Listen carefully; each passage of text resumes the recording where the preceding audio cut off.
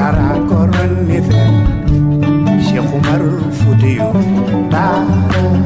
ura tara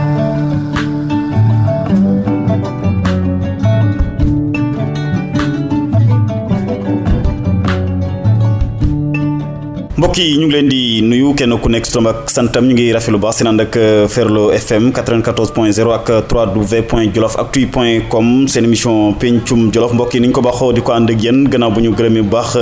Birame Ngese Ka responsable APR ca diwaan bu Thiel mi ñu àndoon ak suñu waxtaan wi ñu génn tey mbokk yi ñu ngi wéy am ci mbégte baax dalal ci benn ndaw boo xam ne moom itam bu fees lool ci li nga xam ne mooy niveau national départemental ci APR waaye ti nekk responsable conseiller municipal ci fi nga xam ne moom mooy commune bu Labgar waaye it nekk président coopération décentralisée ci commune bi waaye tamit nekkoon njiital DAC di domaine agricole communautaire ci département bu Linguère jamono ji ñu indi ko fii ci Ndakaaru di yëngu tamit ci maire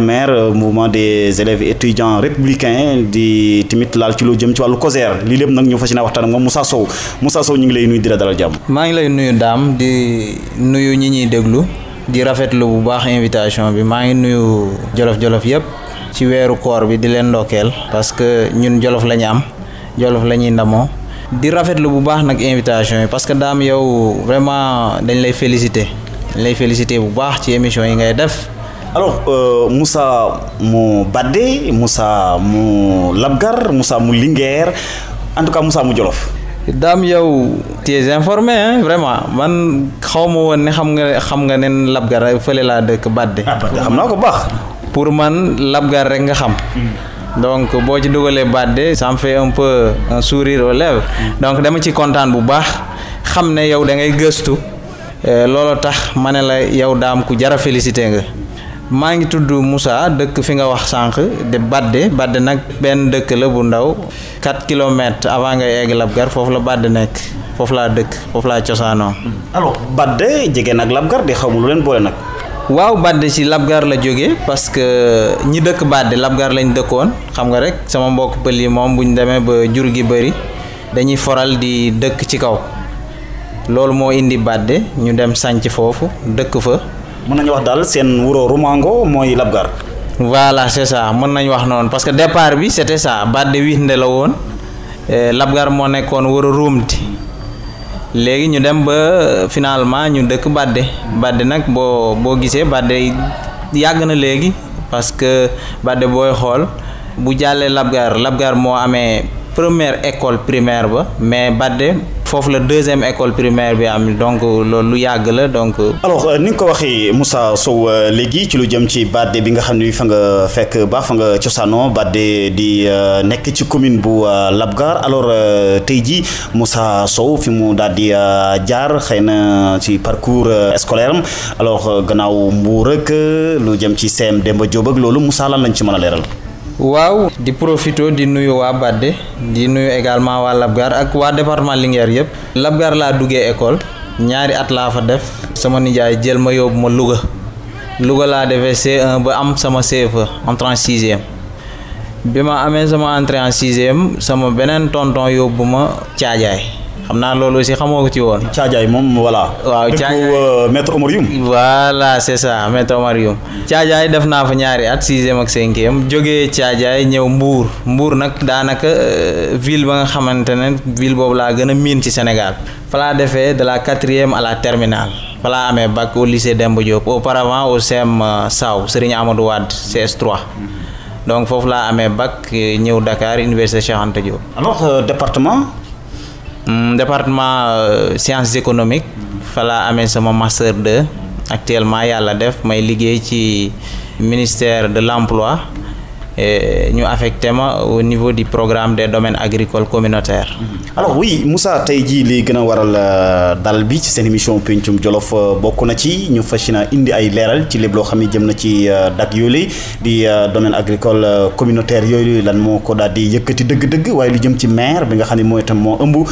étudiants yi nga xam ni ay républicain lañ bokk ci APR waaye COJER waaye lu jëm ci coow li nga xam ne li tamit amoon na ci Labgar ñu la ci joxoñ baaraamu tuuma loolu lépp yëpp des na ko daal di leeral alors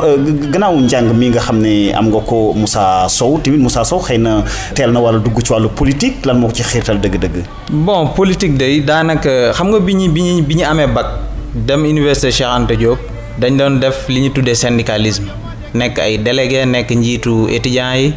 xam nga politique dafa nekk magu syndicalisme moo tax boo jógee ci syndicalisme rek da ngay bëgg politique parce que APR bi ñu ko créé en 2008 ci la ñu adhéré bi ñu adhéré ñu replié wu à l'université pour ñu former kuréel googu nga xam ne moo ëmb étudiants yi bëgg en tout cas président Macky Sall bëgg vision am bëgg ànd ak moom loolu mooy maire mouvement des élèves et étudiants républicains ñu formé ko nekk ci bureau bi ba ni ñi jëlee réew mi nii Thérèse Faye nekkoon suñu njiit ñun ñu nekk ci biir bureau bi di ko jàppale di ko assister ba président Macky jël réew mi. alors naka ngeen doon dundee en tant que étudiant opposant d'alors parce que boobu opposition ngeen nekkoon. metti woon na lool mais dañoo gëmoon je me rappelle sax parfois dama koy nettali sama xarit yi parfois dañuy toog di waxtaan ma ne leen yéen a ngi fàttaliku temps yi ñu doon cotiser ay 100 francs pour ñu mën a def benn activité bu ndaw jaay jënd ay carte de membre jaayaat ko ainsi de suite mais boobu nag président Macky dafa nekkoon ki nga xam ne ku neex jàppale la parce que déjà depuis 2009 nit ñi commencé nañoo adhérer bu baax a baax moo tax dañoo demoon sax ba affaire bi ba maire ëpp doole ci biir université moo tax ragaluñ ci woon dara parfois nag ay xeex da doon am diggante ñun ak waa étudiant PDS yi. waa mel da doon am dëgg-dëgg da doon am mais bon jàpp ci liñ jàppoon rek gëm li ñu gëmoon ba tax yàlla jox ñi ci ndam bu baax a baax. alors kon université moom wàllu politique kenn mënu ko faa génne donc. université yaakaaruma ne politique mën na fa génn parce que parti boo gis wala homme politique boo gis am na fa kuréel am na fa ay ndaw. mais ndax loolu du inconvénient ci étudiants yi ñuy politiquer ci biir université ak anam bi nga xam ne moom lañ koy defee. bon mën naa wax ne du inconvénient trop parce que am njàng la aussi c'est vrai que sëgg ci sa kay di bind loolu jàng la mais également politique bi ak syndicalisme bi loolu jàng àdduna la. ëllëg dana la jàppale ci lu bëree bëri. alors kon mën nañu jàpp ne Moussa Sow premier pas am jéego mi njëkk mi ngi ko defee ci maire. dëgg la politique man musuma politique à part APR musuma politique. parce que da la intéressé woon wala parce que 2008 également fekk na nga nekk mag aussi. dëgg la mais gisuma woon lu ma doy. c'est vrai que sama mbokk yëpp wala ñi ma nekkaloon ñu ci bëri PDS lañ nekkoon d'alors am Ablaye Wade moom presque moom it defoon na fi temps am ñu bëri PDS lañ faroon mais man gisuma woon vraiment lu ko jar moo tax may observer président Macky Sall bi mu nekkee ci biir gouvernement Abdoulaye Wade ba ni mu génnee ci laa duggee politique nag topp ko ànd ak moom ba ni mu jëlee réew mi. alors ngeen def maire jamono jooju la xëy na njiitu réew mi reconnaître woon na ko mais ba fi ñu toll nii lii ñun ñëpp xëy na bëgg a xam Moussa Sow mooy maire moo njëkk ko gère donte ne xëy na structure duñ benn ndax mi ngi mel ni mel ak UGTEL rek mais tey jii tey bu ñu taxawee ba tey jii njiitu réew mi est-ce que reconnaître na dëgg-dëgg maire. xam nga keroog bi ñu créé maire bi ñu ko créé ba noppi président Macky def ñëw woo këram. maa ngi koy fàttali bu baax a baax fii nii à Mermoz bi ñu woowee mu ne ñu mouvement bii de am naa ci yaakaar bu baax a baax ci mobilisation ci xalaat am naa ci yaakaar daal mu xam ñëpp nag de A à Z léegi nag bi ñu créé mouvement national bi defar bureau et tout ñu jóge foofu ne pour ñu yaatal affaire bi nañ def département bu ci nekk ñu samp fa benn kuréel. ba nga xam ne ce sera des mouvements secondaires ci la ñu créé maire départementaux yi am na maire département Linguère bi ma doon diriger man mi am na maire département Kébémer département Kaffrine donc département Sénégal yëpp pratiquement en 2 mois ou 3 mois la ñu maayee territoire bi yëpp ñu jël Sénégal yëpp am des maires moo taxoon bu ñu doon woo mobilisation duñ ci am problème. alors mais entre-temps également njiitu réew mi faloon na fi ba def na fi at yu xaw a bëri lool juróom-benni at ci tey mais ba tey nii mën nañu jàpp ne njiitu réew mi ba tey jëmmalagul li nga xam ne moom mooy maire ah. waaw xam nga bi ñu ñëwee au pouvoir suñu njiit di Thérèse Faye dañ ko nommé coordinatrice de la case des tout-petits léegi nag biñ ko nommé mouvement bi amatul woon njiit léegi nag ñu bëri jóg ne ay candidat lañ pour que ñu remplacer Thérèse man mi bokkoon naa ci bëri woon nañ mot nañ ay 10 mais yàlla dafa def ne ñu bëri ci diggante bi ñenn ñi jógee nañ université ñenn ñi cartouché nañ ñeneen ñi bon bàyyi nañ ñeneen ñi xam nañ ne amuñu doole ba nañ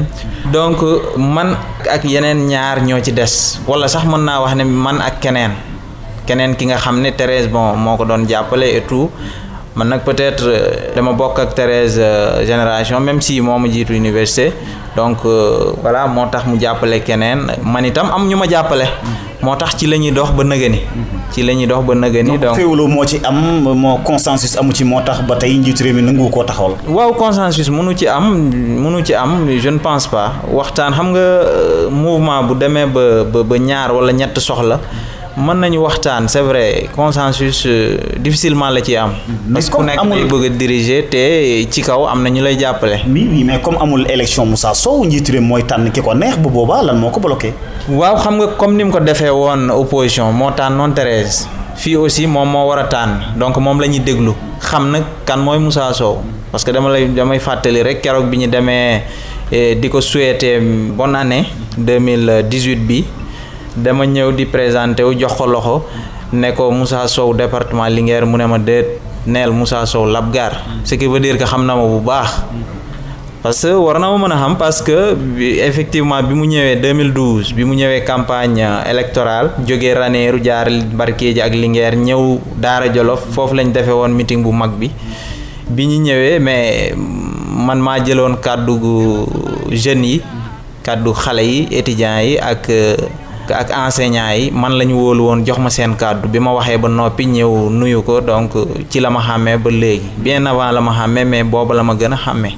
mais entre temps maire samp nañ ko COJER ñëw donte ne du ñu benn mais COJER daanaka moom la ñu gën a jox fulla ndax dañu gis ne xëy na njiitu réew mi dafa gis ne COJER mooy gën a liggéey que maire wala. mënuma confirmer loolu parce que président moom mooy apprécier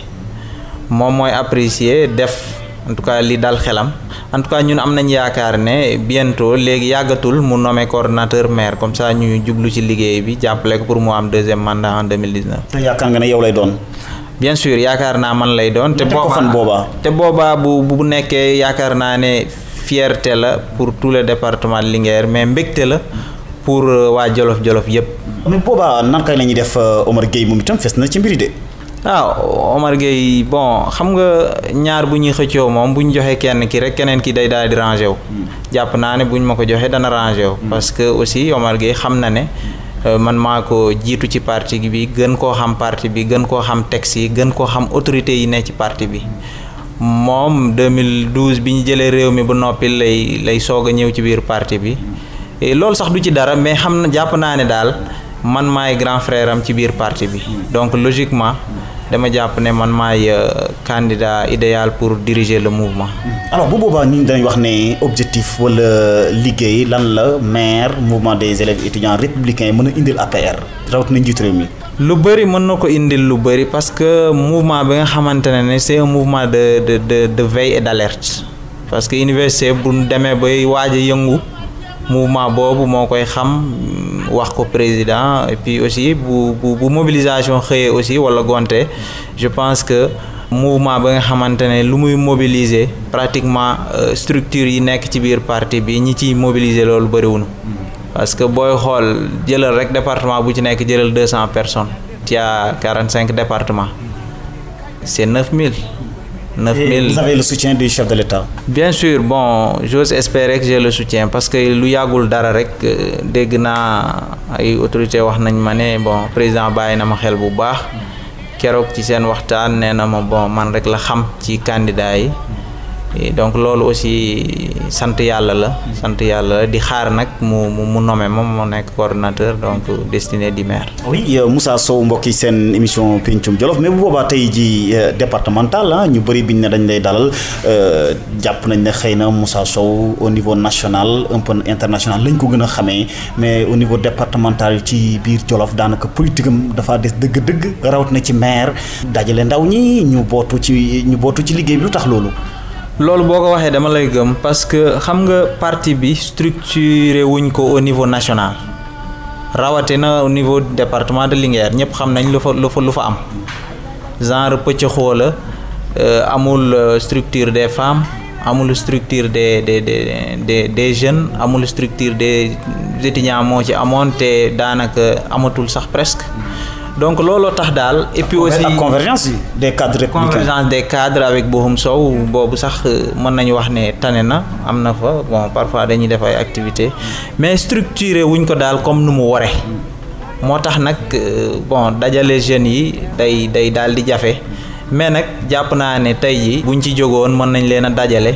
former suñu mouvement pour que ñu am benn organisation ba nga xamante ne kenn du fàtte jeunes yi daal kenn du leen fàtte te loolu laa leen di woo ci mobilisation bi ñi far ak Aly Ngouille ak ñi far ak Samba Ndiobène ñun ñëpp benn lañ raison pour laquelle damay woo ñëpp pour ñu bokk mbir mi bokk ndey bokk baay pour que effectivement président Macky am majorité en 2012. en tout cas boo ne ñi far ak Samba ñi far ak Aly Ngouille def nga xàjjale parce que ñoom ñu APR la laata daal di xew. am na loolu que ñu wax ko que ñu ñàkk koo wax am na. tendance bi rivalité bi am na. waaye am na tendance loolu boo ko waxee am na boo ko waxul aussi ñëpp xam nañ ne am na. te yow nga jàngatee ko naan entre parenthèses. c'est normal dans un parti parce que am na ñoo xam ne mënuñu topp Aly Samba lañ mën a topp. bu Samba amul woon dañuy jóge ci parti bi am na ñoo xam ne aussi mënuñu topp Samba Aly la ñuy topp ce qui veut dire que bu fi Aly nekkul woon ñooñu duñu nekk ci parti bi donc loolu lu dul yokk gisuma ci wàññeeku. alors mais ni ngay wootee ndaw ñi ñu booloo ñoom ñëpp rawatina département de Linguère yan jéego nga ci def yaa ci waroon a jiitu Moussa. maa ngi ci def ay jéego parce que yow umpale woo ne man awma kenn xaar ma yàlla awma kenn problème dans le département que ce soit le ministre Aly Ngouille Ndiaye qui est un ami que ce soit Samba Ndiobène que je respecte beaucoup qui est un grand également jeunes yi également noonu ñi farak Samba Ndiobène ak ñi farak Aly Ngouille ñëpp samay xarit lañ tey nag jàpp naa ne Aly laa gën a jege Aly Ngouille laa gën a jege mais gëm naa ne daal ñun ñëpp benn lañ parce que tey jii Samba Ndiobène aw maag moom benn problème il m'appelle tout le temps moi aussi je l'appelle. alors oui tey jii élection locale la parce que conseil municipal nga ci commune bu Labgar alors dugg nga ci wàllu politique bi alors conseil municipal bi loo séntu woon la ne benn bés xëy na danaa dem ba nekk conseil municipal pourquoi pas maire de Labgar. waaw ma rappeler la dans l'histoire de Labgar man maa nekk le conseiller le plus jeune. donc loolu sant yàlla la parce que aussi sama engagement ci biir parti bi mayoon na ma gëm ne mairie bii di ñëw wala en tout cas élection yi di ñëw mën naa ci nekk conseiller parce que aussi responsabilité yi au niveau national la jógee depuis université ba au niveau national ñëw ba ci département Linguère ba jàll ba Labgar aussi jàpp naa ne ku bëgg a defaral sa dëkk tey ji guddi yiñ toll nii fokk nga dugg ci politique bi de temps à autre parce que décision yi fa la ne fa la ñuy jëlee décision fa la ñuy nose ki nocci donc il faut nga dugg ci fekke moo lay tax a jàppale sa gox ëllëg. gis nga waxtaan yi nga xam ne seq naa ko seen maire Idrissa Diop bu Labgar mais alors mais tey jii 2014 taxawaay bi nga xam ne bi amoon nga ko ci bokk ci ñi nga xam ne ñi jàppale nañu maire bi yow ñoom honorable député Adama Sow alors quelque temps après da nga naan vous aviez fait le bon choix ci jàppale Idrissa Diop. waaw bon choix mauvais choix en tout cas la balle est déjà partie donc dañ koy ñaanal rek mu eggale mandat am jàmm ak salaam. li ci des aussi jàpp naa ne ñun ñëpp ñoo bokk ndey ak baay dañoo war a liggéey pour que suñu gox jëm ci kanam Idi sama grand la sama mag la vraiment maa ngi dem ko respecté bu baax keroog boo ko invité bu waxul woon ci événement yi jëm ci Labgar yàlla xam na ne du ma ci wax mais comme que wax na ci am na loo xam ne aussi wax na ko ci te rafetluwuma ko dama koy wax. d'abord avant may tontu loolu il faut que nit ñi xam ne bu dul woon Adama Sow Idriss Seck du nekk maire à Labgar. Idrissa Diop mën naa wax ni sax sant bi rek a leen wutale bu dul woon Adama Sow jàpp ci wax ak ñun Idi du nekk maire Labgar mais keroog bi ñuy Adama Sow waxee ne nañ def Idi maire ci laa bàyyi lépp lu ma jàppoon dox loolu wax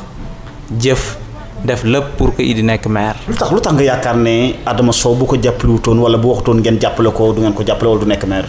non dama xam réalité yi fa nekk moom ci boppam xam na ko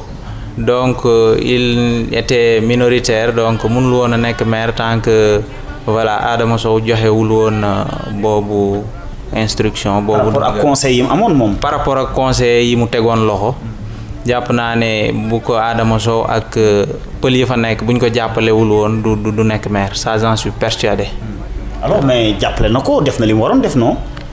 waaw bien sûr bon jàppale na ko def na li mu waroon def mais bon événements yi jàll ñëpp xam nañ ne c'est des événements malheureux que nous regrettons nous tous que ce soit moom que ce soit man. oui mbetteel ngeen am quelque temps après bi ngeen ko falee donc ak li ngeen amee woon yaakaar ci moom. mbetteel bu rëy sax parce que ñi fi nekkoon sax mën nañu wax ne amoon nañ jàmm. même. PCR yi fi nekkoon maire yi fi jaaroon wala. c'est ça gis nga damay dajeek benn paa foofu noonu sama benn mbokk pël la mu ne ma yéen ñi jàng de seen nguur neexul parce que même bu ngeen fi defaree benn tabax mais jàmm ji moo gën lépp loo gis yéen nag àndoo leen ak jàmm da ngeen fitnaal doomu aadama ma ne ko déet neel kañ maire bi fi nekk. moom day fitnaal nit ñi mais pas nous donc c'est pour vous dire seulement que ne jàmm moo gën lépp loo gis parce que lii daawuñu ko woon a gis foofu. mais bu waxee xëy na événement bi weesu rek lay wax incident boobu rek mais à part loolu xëy na tout est nickel. waaw incident bi weesu am na yeneen ak yeneen yoo xam ne peut-être c'est pas médiatisé nit ñi dégguñ ko bon. lu ci mel ne lan nga jàpp loo xam ne li xëy na population bu Labgar daawuñ dund li ni mel ci njiit yi leen mas a jiite. non dama lay jox benn firndeel wala benn exemple rek. li xewoon mbaan li xewoon fanay. oui mbaan ci jafe-jafe suuf. voilà jafe-jafe suuf li xewoon fanay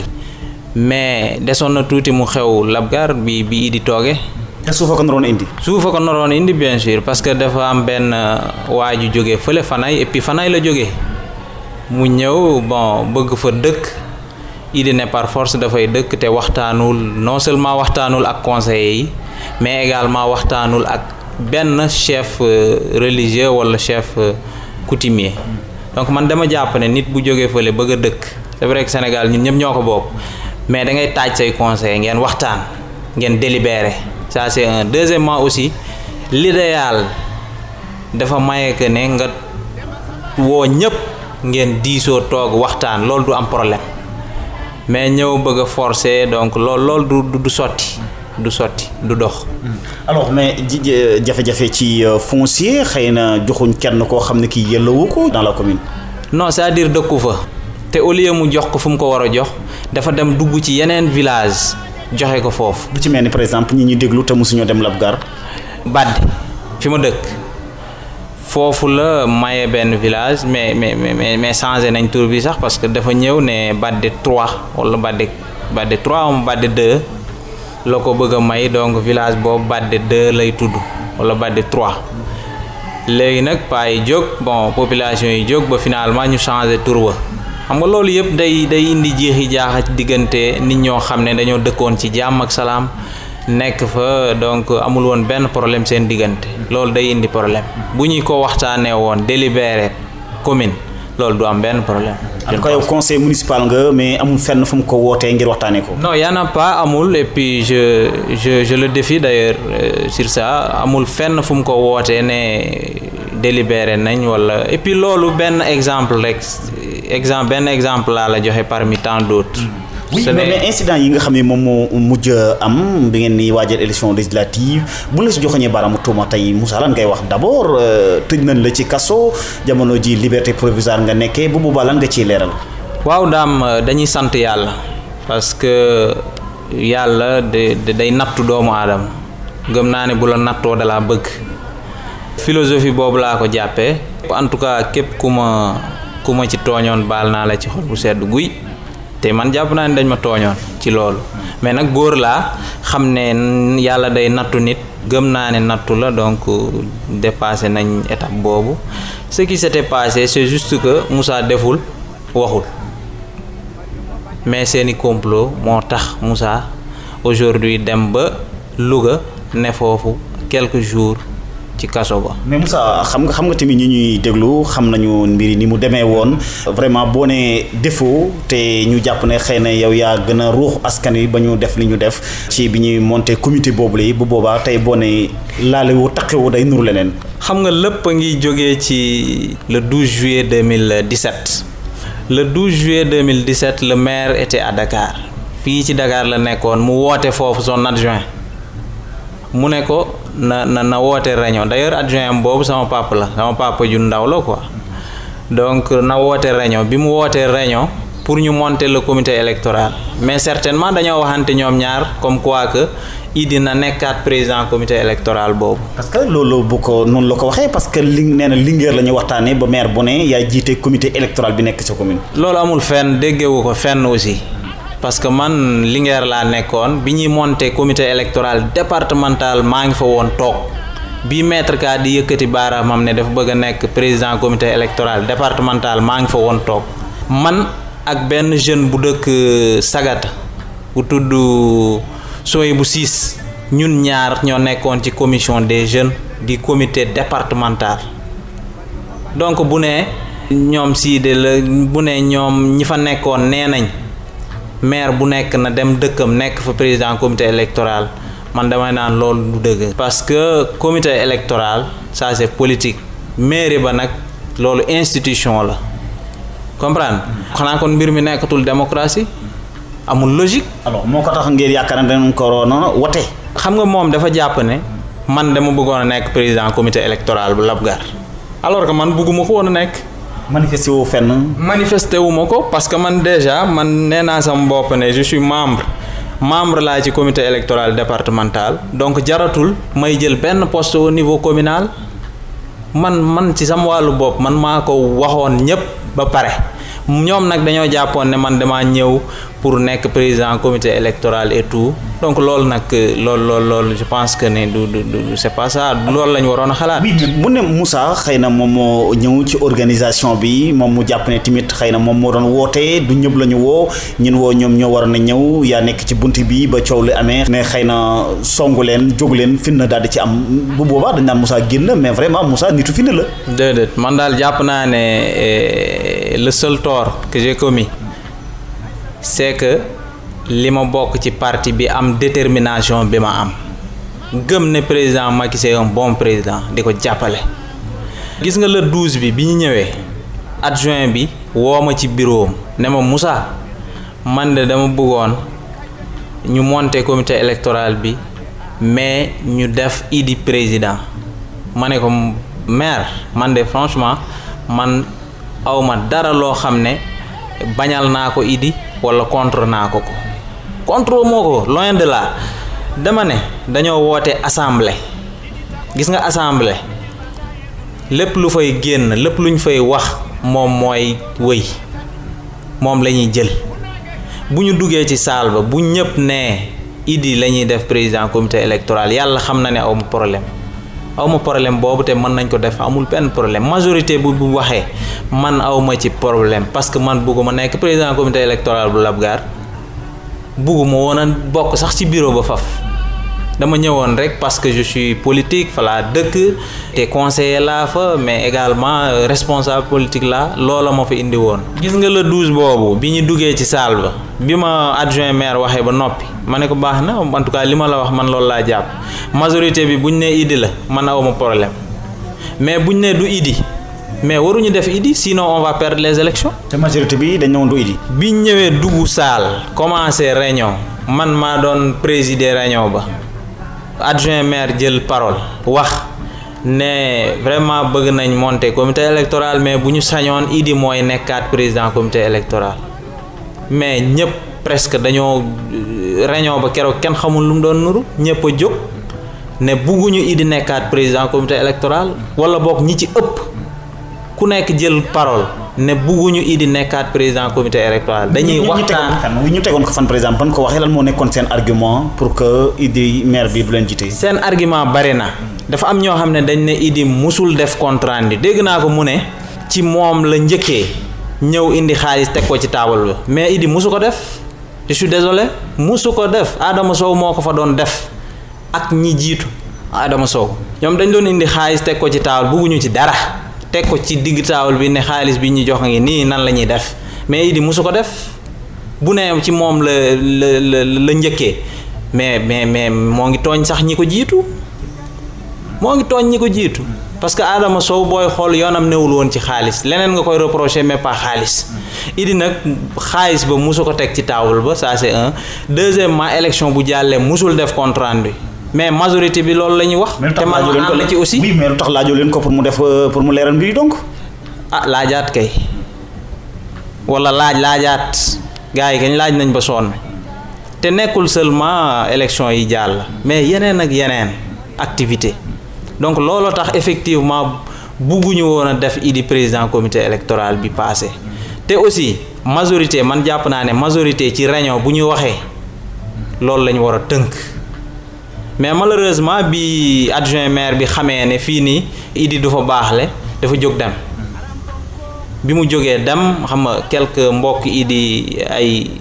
moom la woon ak 10 autres topp ko muy 11 mais ñi fa desoon ñoo ëppoon parce que présence bi 53 personnes la ñu woon 11 bu fa jógee ñaata mooy des 42 ñeent fukk ak ñaar fukk ak benn yële bi ñu génnee ñeent fukk ak ñaari ñoom ñoo continuer réunion bi ba mu jeex man maa ko diriger dama ne leen yéen fu sori ngeen jóge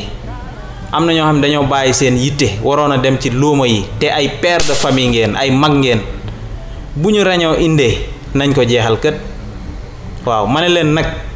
man je prends toutes mes responsabilités fii ci biir parti bi kenn gënu fi kenn dara kenn moomul parti bi donc bi ñëwee ma ne leen nag kenn ci yéen ñi toog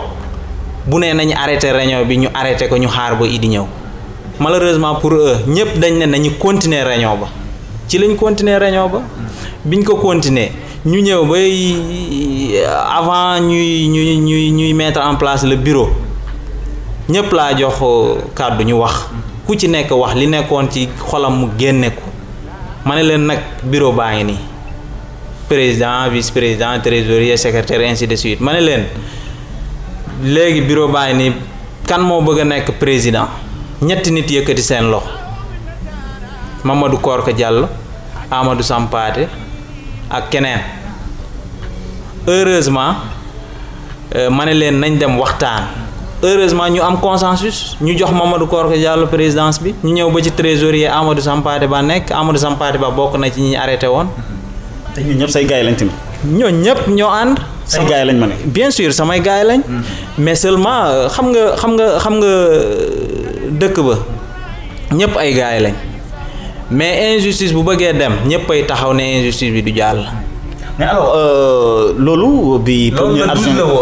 adjoint bi wootee xam na waxtu yi day daw Moussa mais moom dafa ñëwaat nag taxawal boppam na da koy def. waaw loolu le 12 la woon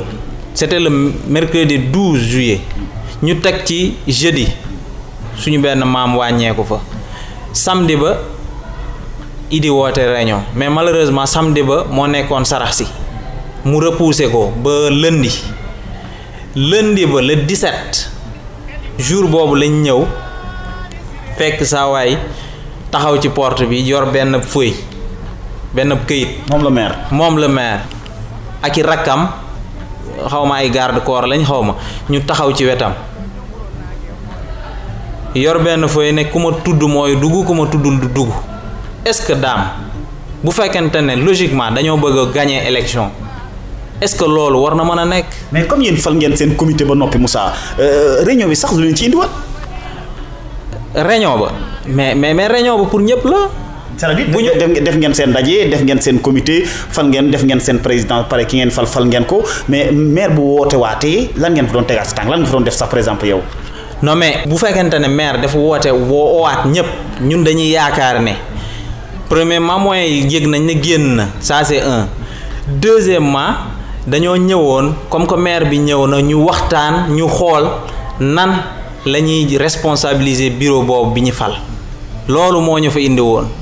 bi ñu ñëwee maire bi taxaw yor benn feuille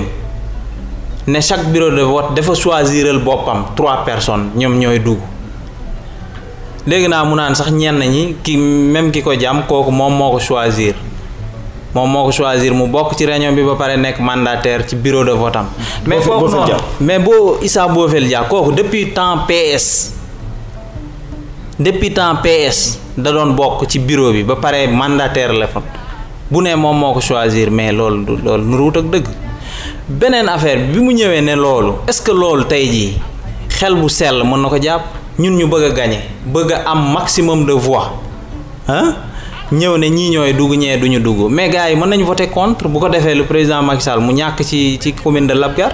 te waxuñu seulement l'APR mais la coalition Benno Bokk Yaakaar du APR kese amoon na fa ay LD amoon na fa ay membre IRD amoon na fa ñeneen ak ñeneen mais bu ne chaque bureau de vote moom mooy choisiral boppam est-ce que loolu démocratie la loolu du démocratie loolu moo fa xew léegi bi ñu ñëwee taxaw ci porte ba mu ne ma Moussa dugal choisir naa la ma ne ko monsieur le maire moo sañoon du ñu def nii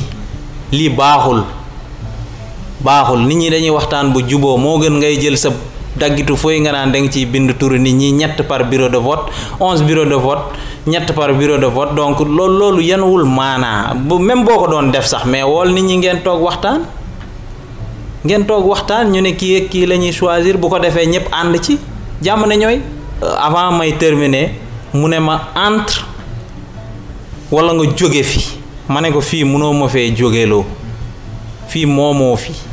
avant may pare wax le doyen Bab Mangane ne ko Idi sama doom bu ma sañoon du nii lii musu fi am wooteel jàmm pare guñu rek Issa Bofel bëgg a duggee wet bële mu repousser Issa Bofel Dia da ko repousser quoi da ko repousser parce que nee na moom ba ma ko benn yoon bon ñen ñu ngi ko wax mais nee na moom ma ne la sama kanam la man maa taxawoon si kanam Bab Mangane nekke ma sama ndeyjoor Issa Bofel nekke ma sama càmmoñ bi mu bëggee dugg ci côté ASP ba da ko buux ne ko doo fi dugg léegi nag Issa Bofel mer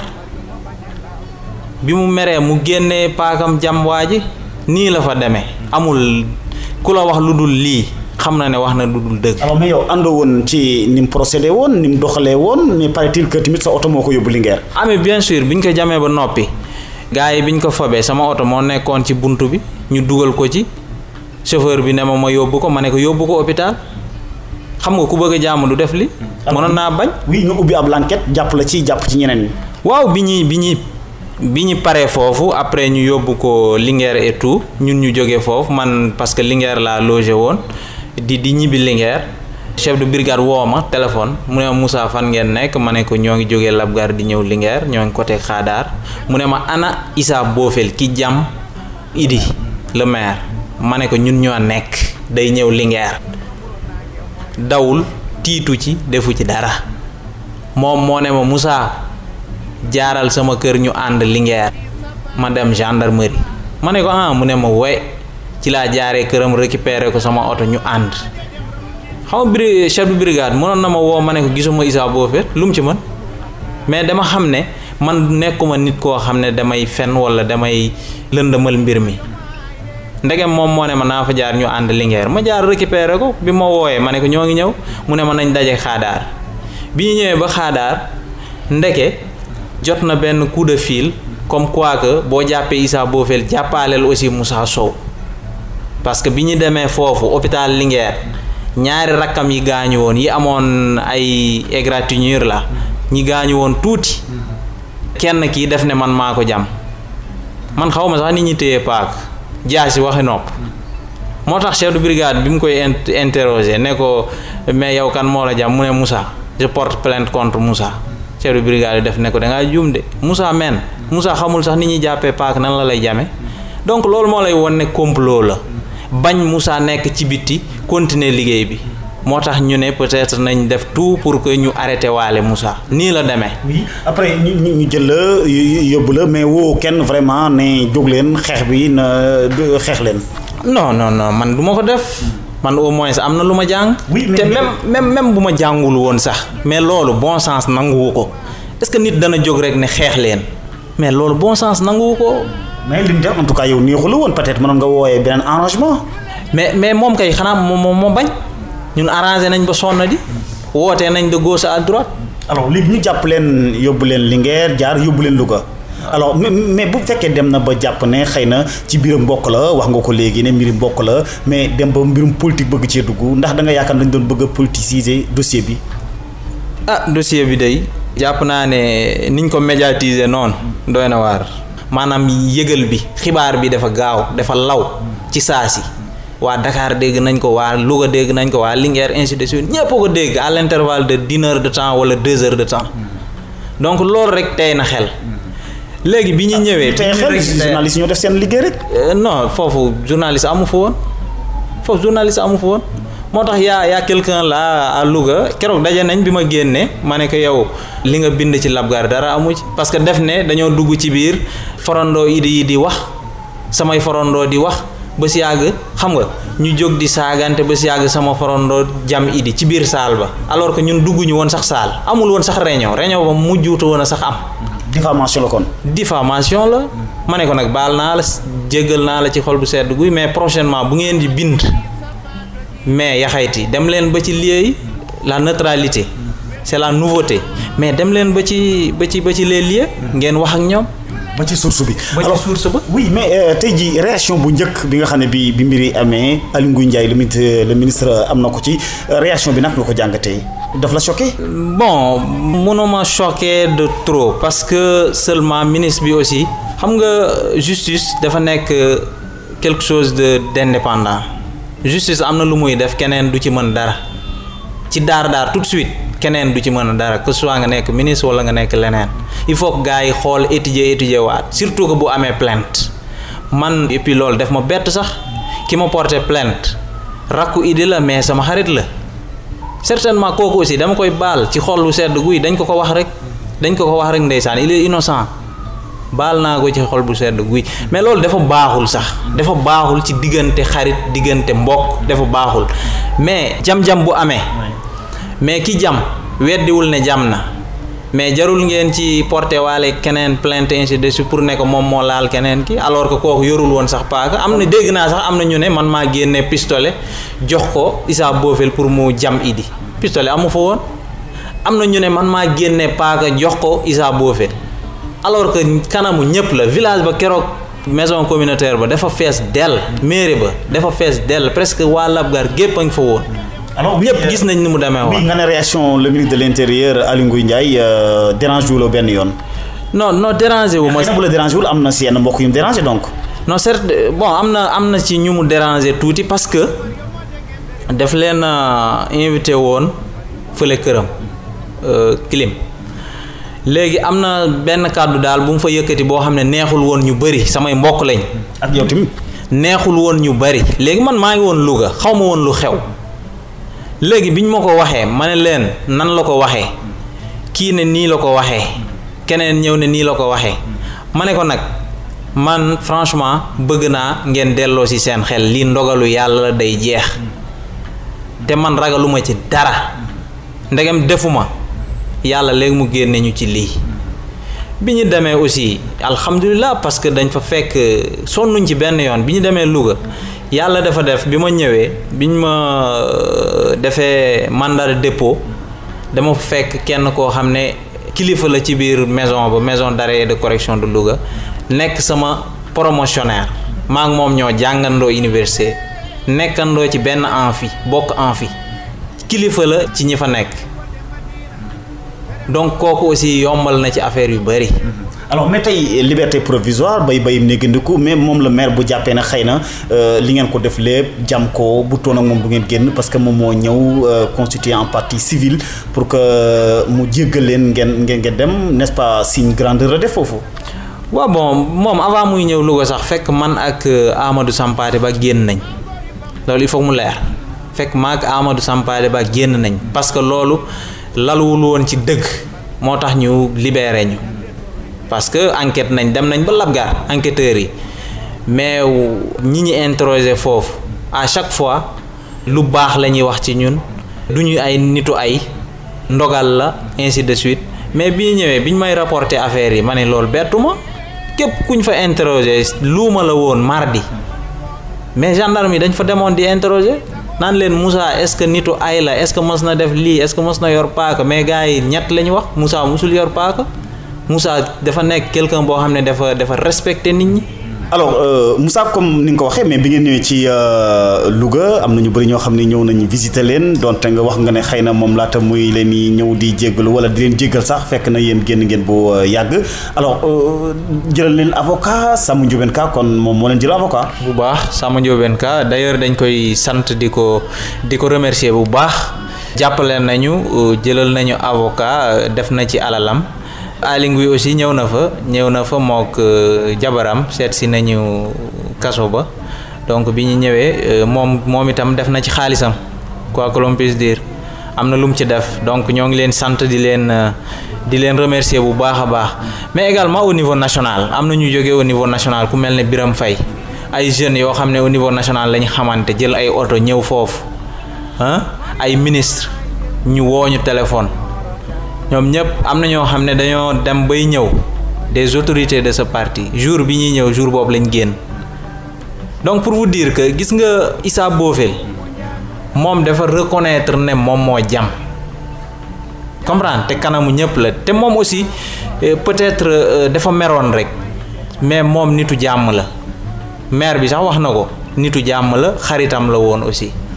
mais ci diggante bi peut-être am na lu bëri loo xam ne dafa am seen diggante ba tax mu mere ko mais aussi bu ma déggee mu naan dañ ko prémédité dañ ko préparé mais c'est archi faux kenn préparé wu ko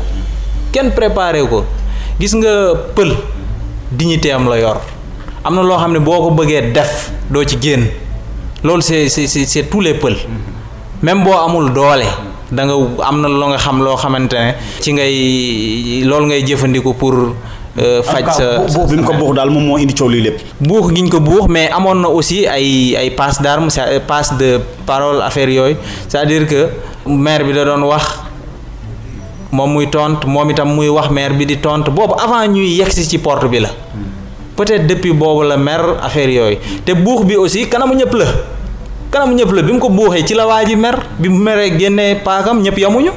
ah oui d'accord mais gannaaw loolu lépp xew tey jilee ba tey yoon ba yëgu la Moussa. bon man jàpp naa ne tey jii liberté provisoire de la ñu am mais liberté provisoire boobu jàpp naa ne ñun liñ def wala liñ ñuy toppee dara du ci dëgg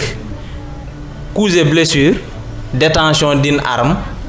boo xam ne yow mosoo téye paaka ci sa loxo pour ne da nga koy jam nit mais loolu ku ma gis xam ne man du ma ko def. alors mais gannaaw coups et blessures la ñuy toppee ak détention d'armes publiquement te loolu dara amu ci juge bi ci boppam xam na ne am na lu tax mu jox ñu LP parce que avec un ITT de une incapacité temporaire de travail de 5 jours loolu sax warul a téye plus de 3 jours ci kaso ITT de 5 jours bu doon 21 jours mën na la téye ba quelques jours wala 1 mois consort mais ITT de 5 jours droit moo ko wax warul a téye ci kaso plus de 3 jours donc loolu moo ñu génnee ce qui veut dire que droit la ñu wax moo tax ñu génn. comprendre oui mais tey jii xëy na bu ñu jàppee ne Aly Ngouille Ndiaye le ministre ak taxawaay bi mu amoon ci mbir yi ak ni nga ko doon taxawee bi mu amee tax na ba léegi seen diggante ni mu doon tax dëgg-dëgg retraité ko loolu ngay jàpp yow. non mënumaa jàpp loolu suñu relation ngi continuer man itam maa ngi observé parce que nekkatuma gone maa ngi observé mais jàpp naa ne. li xew moom am na beneen jàngat boo ci def. jàngat bi ma ciy def benn la lu dul le calme est revenu maa ngi ciy sant yàlla di ci sant ñëpp ñu ci jàpp y compris ministre Aly Ngouille ak Samba Ndiobène ak ñoom ñëpp xam ne ku xam Moussa xam ne du nitu ay. oui mais commune bi tey jii ak doxalinam naka nga ko jàngatee en tant que conseiller municipal en tant que président commission coopération décentralisée. commune bi doxul ñëpp xam nañ ne doxul gis nga xam nga Idriss Seck dañ ko doon wax ne c'est un déserteur c'est-à-dire li muy dem Thiès bëriwul une fois par an wala 2 ans par an mais Idriss Diop mais ak Idriss Seck mais sant baa leen wutale de même Idi la. alors mais moom day xam nga dans les normes boo yoree commune nekk maire chaque 3 mois dangaa war a réunir sa conseil ngeen réunion et def bilan ce qui est entré ce qui est sorti ainsi chaque 3 mois pour que année bi balaa muy jeex ngeen mën ci def 4 réunions yoon loolu la wax mais malheureusement dañuy toog plus de 6 mois wala plus de 7 mois def ci benn réunion boo xam ne ça ne concerne même pas la commune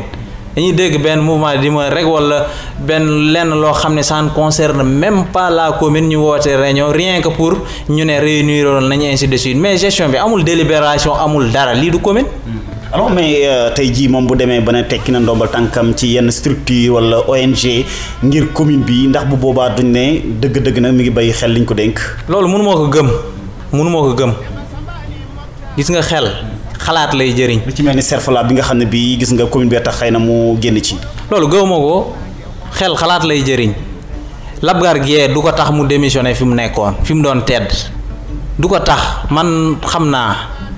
voilà. alors mais tey jii lan nga gis ne dëgg-dëgg ma ngay sooxe mais yow bu boobaa sax mën nañ laa joxoñ baaraamu tuuma ne la en tant que conseiller mais en tant que président commission décentralisée lan nga def ci commission bi la dénk. non mais def nañ ci lu bëri mais seulement da ngay jàpp ne benn affaire gis nga jën bopp ba bu nëbee yaram ba boo moytul day nëbaale ànd ak moom moo ñu jàll fële Labgar Gueye moo ñu dal presque amatul mairie wootee tuñu réunir tuñu parce que aussi c'est normal parce que moom amatul majorité amatul dara bu wootee ñetti nit ay ñëw wala ñu bañ a ñëw donc loolu tax du woote donc c'est compréhensible li ci des aussi nee naa leen ñun liggéeyu lu ñu lu dul mairie bi lu dul Labgar mais également ku dul président Macky Sall. en tout cas defar na indi na ambulance yoon yi xëy na ñi ngi ci bu baax a baax mais lu jëm tamit ci nga xam moom mooy poste de santé gendarmerie ba loolu tamit ñi ngi ci yoon wi ndax bu boobaa dañ ne tamit mi ngi def ay jéego Moussa il ne faut pas être nihiliste. non je ne suis pas nihiliste man dama ne defiñ bi baaxul ça c'est parce que amul délibération amul dara comprendre li ci des aussi dañuy sant président Macky Sall. dégg naa ko fi mu ne ay piste de production ay forage mais loolu c'est des programmes de l'État c'est normal que mu ñëw même bu fekkente ne sama kal bi ma gën a yab moo fa nekk loolu dafay ñëw ala kulli aali dafay ñëw. oui man maa ko wax population yaa ko wax. oui mais changer doxalin Moussa mooy ne da ba nga jiite commune ba pour 2019 pour indi changement. bon loolu jotagul man jàpp naa ne moom moo jiite moom moo nekk maire ci li ma xam. man mën naa ko ci jàppale amul benn problème man conseiller la mën naa ko jox sama xalaat bu ñu toogee aussi man moom xam na ci dara parce que man je ne suis pas complexé bu ñu toogee bu ñuy réunion dama koy wax li ma xalaat je suis un jeune am na loo xam ne yàlla cëral na ma ko humblement am na lu ma jàng am na loo xam ne as tuut xam naa ko donc duma ko iñaanee d'autant plus comme ni ma la waxee woon ci njëlbeen rakkam yëpp presque samay xarit lan. d'accord donc oui Moussa Sow xam naa ñaari minutes moo ñu dese danañ wax ci DAC tamit mooy lu jëm ci domaine agricole communautaire yi alors lan mooy solo si parce que yóbbu nañ la jël la nga nekk gestionnaire bi ci département bu Linguère. waaw bi ñu ma jëlee dañ ma affecté Linguère avant ñu may affecté aussi DAC au niveau national fii ci Dakar laa nekkoon coordonnateur bi xool xam ne fa laa dëkk Linguère laa dëkk mu soxla foofu ku ko fa nekkal gestionnaire mu ne ma Moussa comme que Linguère nga dëkk ñëwal nga demal ma fa nekkal ma fa gestionnaire ce que j'ai accepté ma nangu ko demal ko foofu. mu jël lan département Linguère DAC yooyu domaine agricole communautaire. waaw ñoo ngi ci financement yi ñoo ngi ci décaissement yi foofu sax dafa bokk ci domaine agricole BID banque islamique de développement. donc 34 milliards yi ñuy banque ba joxoon yooyu DAC bi bokk na ci en tout cas ci financement BID boobu donc léegi yaakaar naa yàggatul DAC ba commencer vraiment produire commencer joxe li ñu doon séentu ci moom parce que li ñuy séentu ci moom mooy xale yi am liggéey bañ a ñëw Dakar wala bañ a dem Louga wala bañ a dem beneen chef-lieu de région. des foofu ci àll bi tedd fa jariñoo fa jëriñaale fa. alors xanaa réponse su 30 secondes ndax biñ ne dañ lay invité tamit am na internet yoo xam ne ñoom itam laaj nañu jàpp nañ ne xëy na liñ la jëlee Ndakaaru yóbbu la DAC bu département bu Linguère am na lu mu la indil ci teq-teq ci wàllu politique parce que au niveau national nga gën a mën a politiquer qu'au niveau départemental. daam moo tax sax ma dellu si d'ailleurs bi ma demee. c'est vrai que da lay jàppale da ngay xam waa département ba mais également ñi nekk au niveau national boo moytul dootoo bokk. c'était pas un jeu bu ñu la defoon piège. mën na am je ne sais pas mais bon bi ma demee gis sama ministre tutelle gis également sama directeur sama kilifa bi ma ko waxee ne dama bëgg a dellu si Dakar parce que léeg-léeg lii automatiquement daf ma indi Dakar en mai 2017 mai la ma indi Dakar événement yaa ngi am juillet. parce que bu ñu yaakaar ne bu ñu la indee tey fii parce que fitna yi nga xam ne moom moo fa amoon moo tax ñu jëlee la Linguère indi la Dakar. non loin de là loo tax ma ne la mai lañ ma affecté Dakar man maa ne ci campagne électorale lañ jëm ci lañ nekk te département ba il faut que ñu liggéey. mu ne ma kon nekkal foofu ba campagne bi jàll bu jàllee nga doog a ñëw mais de toute façon heure bu ngeen paree campagne yow affecté naa la Dakar mën nga ñëw comme que au niveau national fii nga gën a mën a politiquer te aussi fii lañ la xamee te aussi am na loo xam ne bëgg nga ko diriger au niveau national président Macky xam na la ministre yi xam nañ la au niveau national vraiment bu campagne jàllee nga ñëw bokkuma ak ñenn ñi nga xam ne li yàlla xam doy na. oui beneen 30 secondes boo xam ne bi xëy na am na ñu la ci laaj mooy ministre Mame Mbaye Niang bi muy ñëw doon def caravane lu taxoon mu amoon jafe-jafe pour jaar Daara ndaw ñu taxawoon ne déedéet du ci am. jërëjëf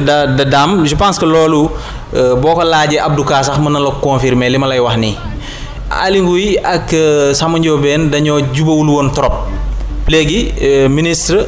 Mame Mbaye war fa ñëw te ministre je pense que ñëpp la fa nekkal que ce soit Samba Ndiobène que ce soit ministre Aly Ngouille que ce soit ñeneen ak ñeneen ñëpp la fa nekkal léegi nag mu war a jaar Daara jeune Daara yi ànd ak Samba Ndiobène ne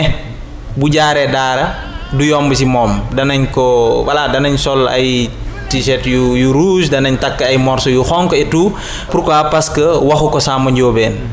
ci laa jëlee sama téléphone woo ministre wax ak moom ne ko Samba Ndiobène c'est un responsable comme tous les responsables dans le département de Linguère wax ko et puis aussi nga waxaale ko le député Adama Sow nga waxaale ko le député Mbengue Lam boobu Mbengue Lam a fa nekkoon nga wax ko ñëpp bu ko defee sa ñëw foofu mën na sax boolewaat nit ñi lii moo waral ma woo Mame Mbaye donc bi ma woowee ministre Mame Mbaye woo Samba Ndiobène ñu gisee et puis aussi jeunes yi ànd ak Samba Ndiobène aussi xam nañ ci dara parce que ñëw naa Daara ay 1h du matin xaw ma 2h du matin pour que effectivement ma wax ak jeunes yi parce que loolu tey du sac loolu dolliwul dara Macky Sall président Macky Sall bu ministre ñëwee foofu ñu solal ko ay sagar yu xonk ak yooyu mais loolu baaxul ci ñi nga xam ne ñoo bokk benn parti moo tax ma dox tànk yooyu. mais xëy na réalité lañ ko bëggoon a wan rek xëy na amuñu mu xëy wala lu jëm ci loolu. non am nañ xëy c'est que juste dañ cee impliqué wul woon directeur Samba Ndiobène moo waraloon loolu. oui mais gannaaw Daara tamit saafara nga Daara mais Linguère tamit ci ndorteel ga tamit am na ndaw ñu taxaw ne doo fa mobiliser de. waaw bi ma xam nga ministre yàlla dafa def ministre Mame Mbaye Niang sama xarit la Aly Ngouille aussi nekk sama xarit. ministre war fa ñëw mook Youssou Ndour léegi bi ma demee mobiliser yor samay moyens mobiliser defar ay t-shirt defar ay pancarte defar ay banderole et tout woo jeunes yi nga xam ne ci biir département yi man lañu àndal woo leen ñoom ñëpp bi ma jeunes yi ànd ak Aly Ngouille gisee ñu ne Moussa du fi mobiliser mais man bu ma mobiliser mais ministre Aly Ngouille laa mobiliser mais Mame Mbaye laa mobiliser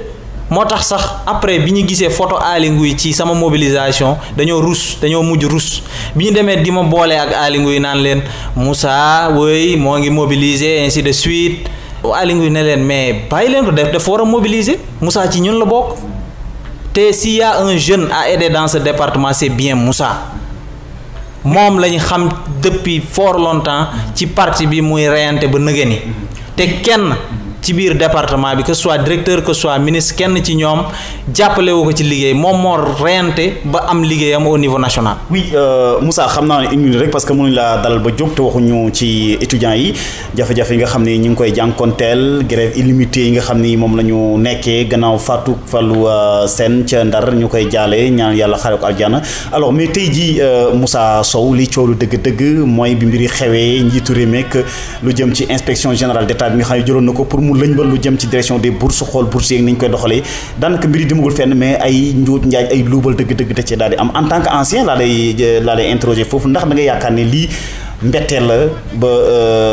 bourses yi ñu koy jox ñoo xam ne ay bourses fictives la. d'abord daam may ma jaale waa famille Mouhamadou Fallou Sène ak étudiants yëpp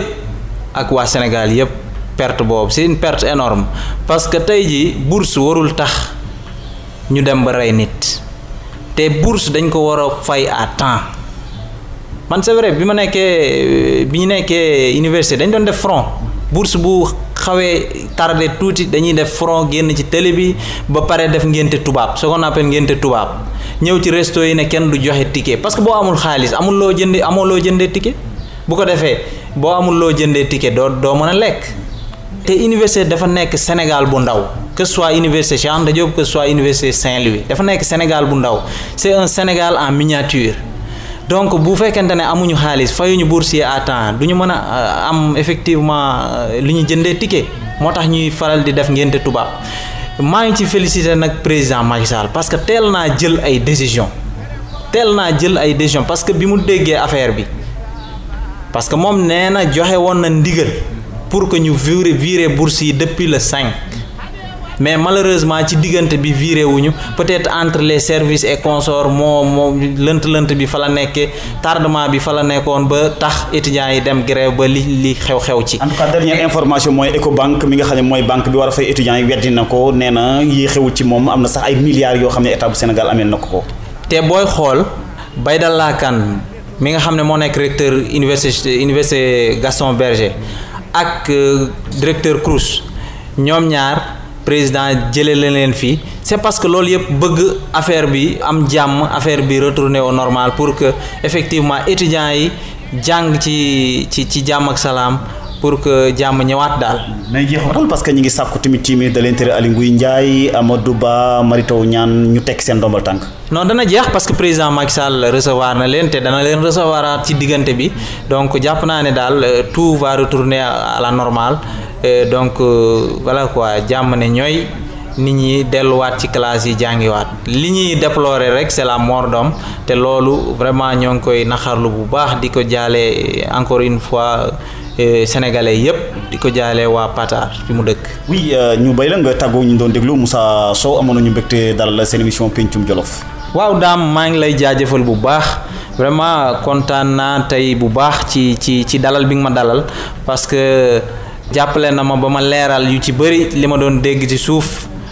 donc loolu aussi maa ngi la ci sant di la ci gërëm di sant waa Jolof jëpp ne leen vraiment Moussa Sène Moussa la ci biir département bi la dëkk li jëmal kanam département bi la bëgg ci lay dox. ñu koy gërëm mbokk yi di ko sant ba mu nekkoon Moussa Sow responsable politique APR ci commune bu Labgar nekk te président bu commission coopération décentralisée ci commune bi conseil municipal waaye tamit nekkoon membre ci bureau sortant bu maire di mouvement des élèves étudiants républicains jamono ji nag muy xëccu ngir jiite lu jëm ci maire boobu lay mbokk yéen tam ñu ngi leen di gërëm di leen sant bu baax waxtu yi dafa xat waaye am na yeneen ponk yoo xam ni mënoon nañ ko gën a waxtaanee Dame Ndiaye moo nekkoon ci kàddu gi gërëm ñu doon déglu Ferd FM 94.0 Daara ak www.jolofactu.com ci Jolof ba ca biti réew mbokk yi ñu ngi leen di